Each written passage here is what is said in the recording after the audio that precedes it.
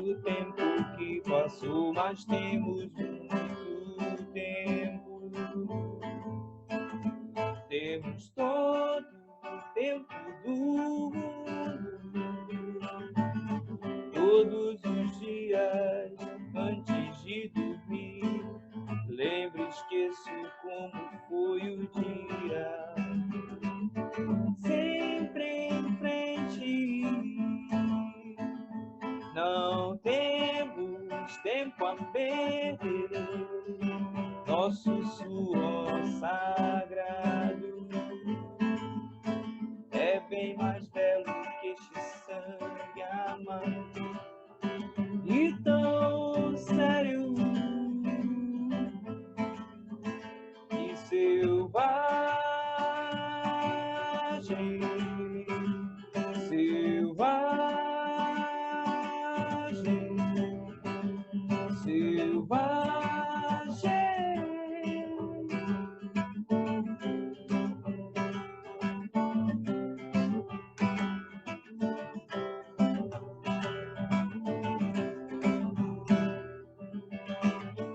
Veja o sol desta manhã tão cinza, a tempestade que chega é da cor dos seus olhos castanhos. Então me abraça forte, me diz mais uma vez que já estamos distantes de tudo. Temos nosso próprio tempo, temos nosso próprio tempo, temos nosso próprio tempo. Não tenho medo do escuro, mas deixe as luzes acesas agora. E o que foi escondido é o que se escondeu, e o que foi prometido ninguém prometeu, nem foi tempo perdido. Somos tão jovens, tão jovens, tão jovens.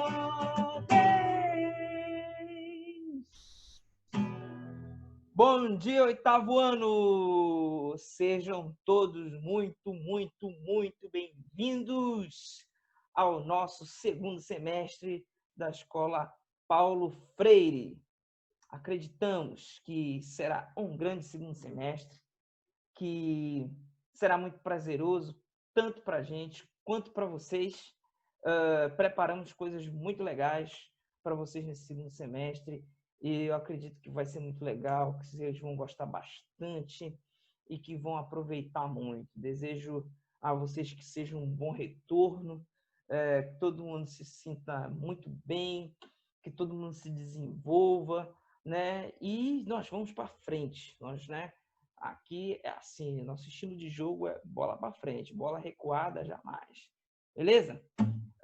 Bem, e para começar, né? A gente vai fazer uma breve revisão, tá ok? Porque na semana que vem você já tem prova, mas tudo tranquilo, tudo em paz, tá? A gente vai fazer essa revisão, aí vai ver alguns assuntos que a gente tratou no primeiro bimestre, e vai servir para a primeira avaliação de vocês, tá bom? Bem, a gente vai seguir, né?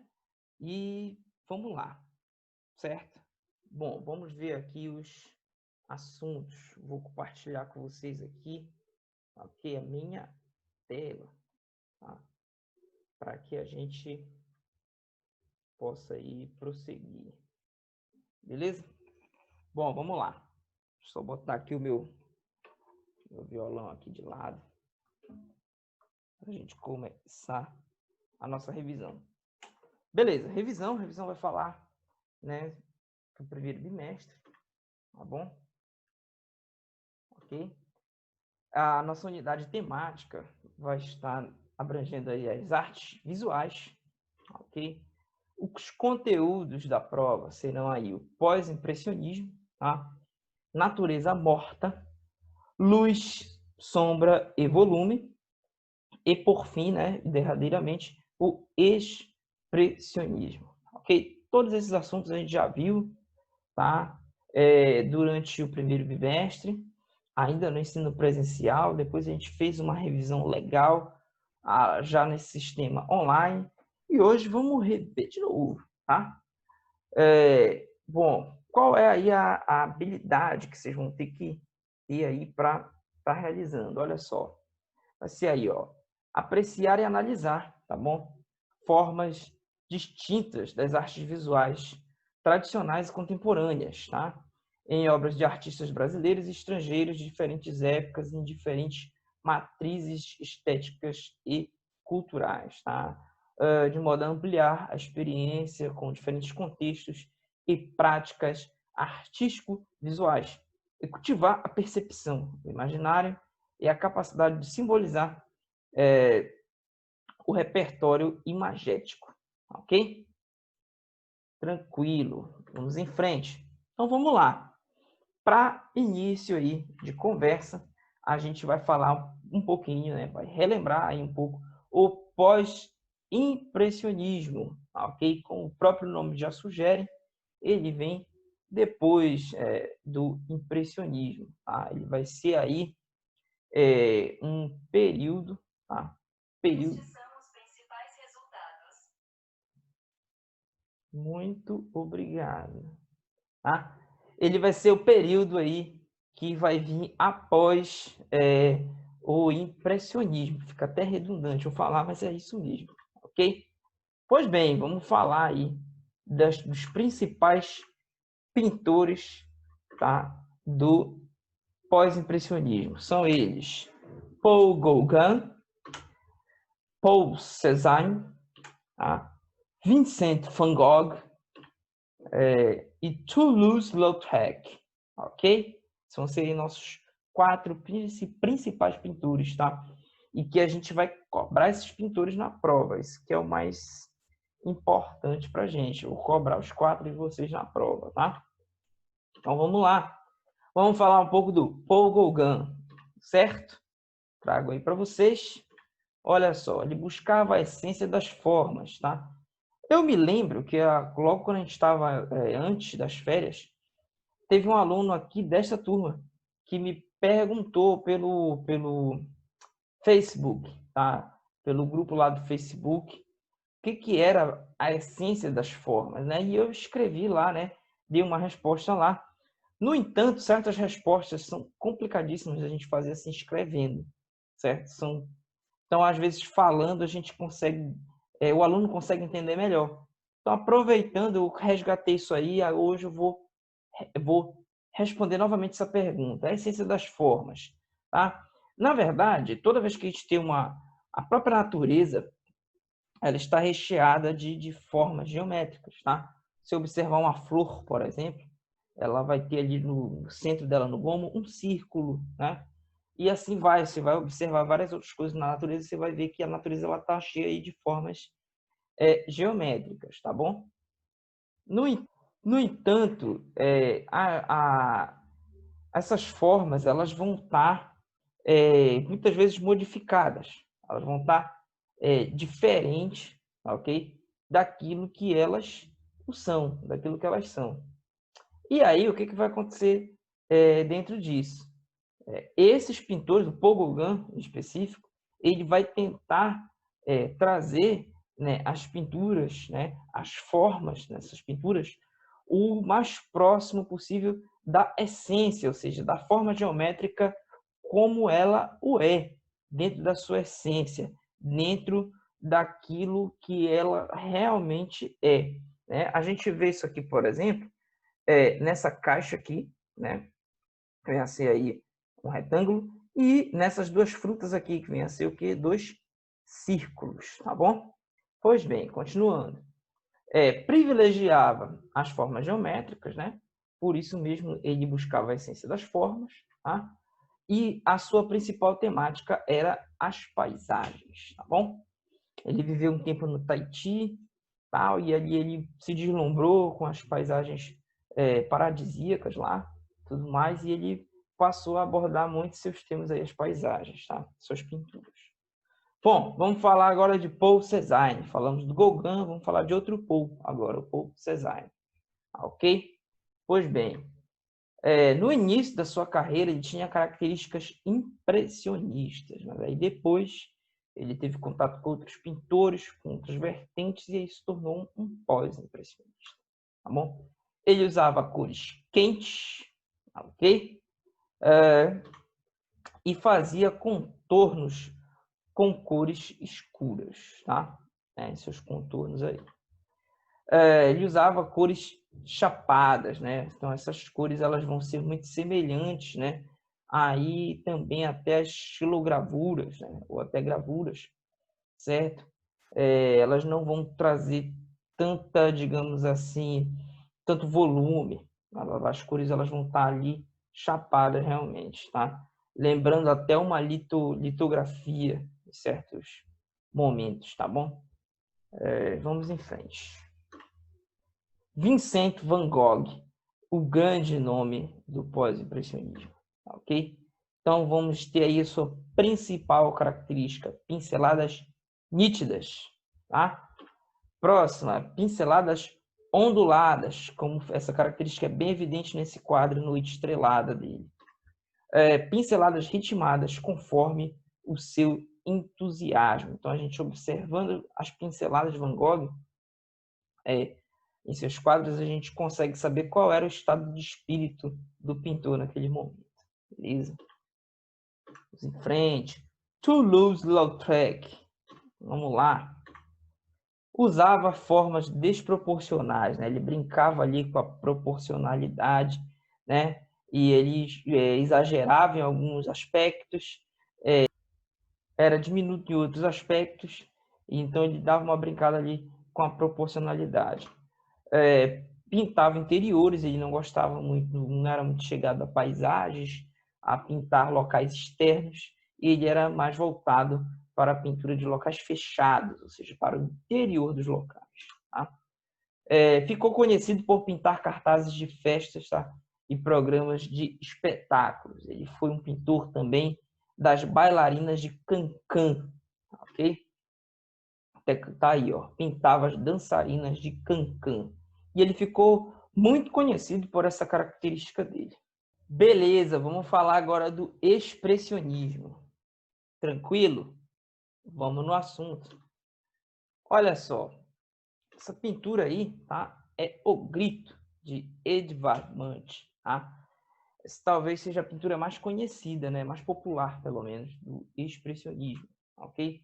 Bom, surgiu no início do século XX, tá bom? Eles se apegavam ao mundo interior, tá? O mundo interior era a fonte principal da inspiração dos artistas. Como assim o mundo interior, professor? O mundo dos sentimentos, tá? O mundo dos estados de espírito, tá? Dos pintores, tá bom?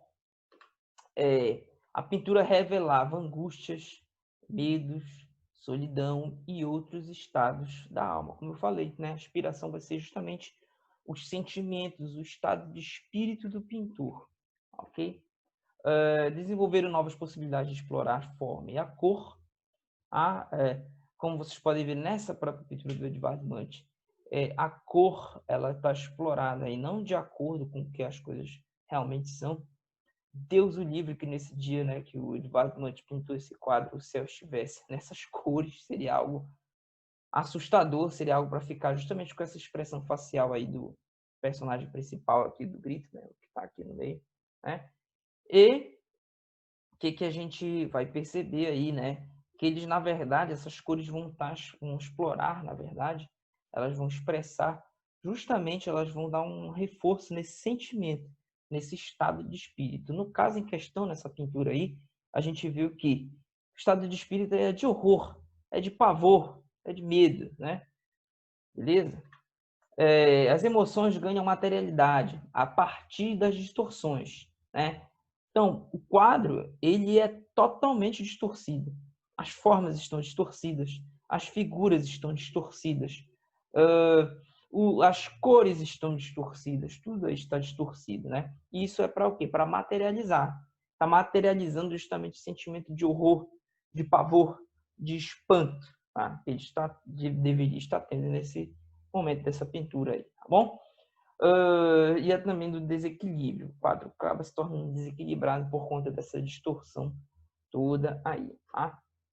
Bom, e aí como eu falei da outra vez que eu revi esse assunto, né? Esse emoji aí, né?